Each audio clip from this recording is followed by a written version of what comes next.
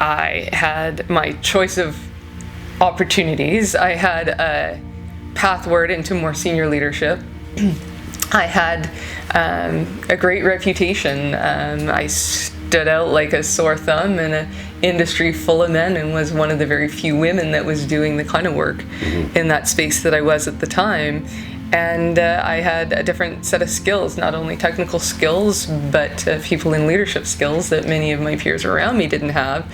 And it's like, well, what are you doing? You have all this opportunity. It's not just a perfectly good job, but giving up all the possibility that could be on the other side. Everybody has a backstory.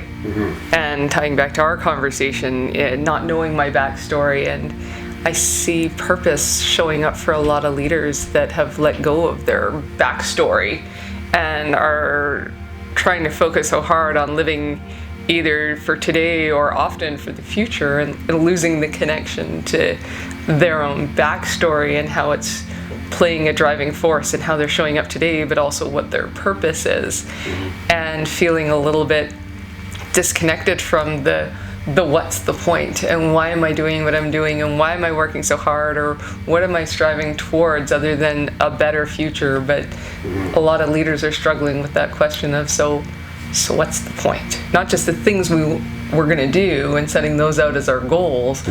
What will be better? What do we hope? What do we call success at the end of the year?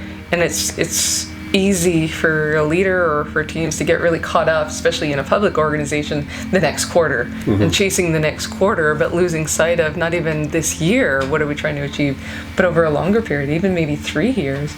What do we hope to be different, and what's the impact that we want that different to be creating in the world?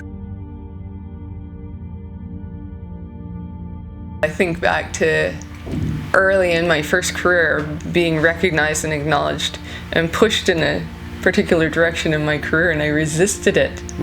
No, that's not what I meant to do, and that's the easy path, and that's the stereotype, and that's what people think I ought to do, so I'm going to do the exact opposite. And it led me down a different path.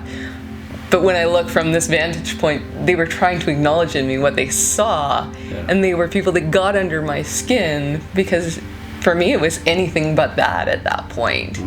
And then later on, talking to people that were able to shine a light in a way that I could see it and could hear it, that played a role for me. But what was surprising was I came across something that was an identity piece I didn't expect to find, that was getting in the way of me making that final leap. And it was that I had been fiercely independent for so long that to quit my good paying job and now be financially dependent on someone else, that was unexpected. The barrier that showed up, and took a fair bit, even after I made that decision, to rationalize and work my way through that it didn't mean I was any less of who I was, and that being independent wasn't core to my identity and who I was or what my purpose was. But it was unexpected that crept up. I didn't see it coming. But if you think you're going to get comfortable with being uncomfortable, that's the paradox. I tell some of my clients, if you don't feel like you're going to throw up in your mouth a little bit, you're probably not stepping into discomfort. Oh, that's perfect. That's so well said. Yeah. Uncomfortably vivid, but yeah. Yeah, truly. So this is all in building some awareness around an upcoming event in January called A Day on Purpose, the first ever Day on Purpose conference happening here in Calgary.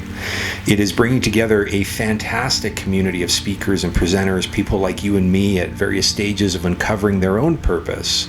It will be a day of stories and discovery that will work to make a very high level and at times hard to understand topic relatable and uncomplicated.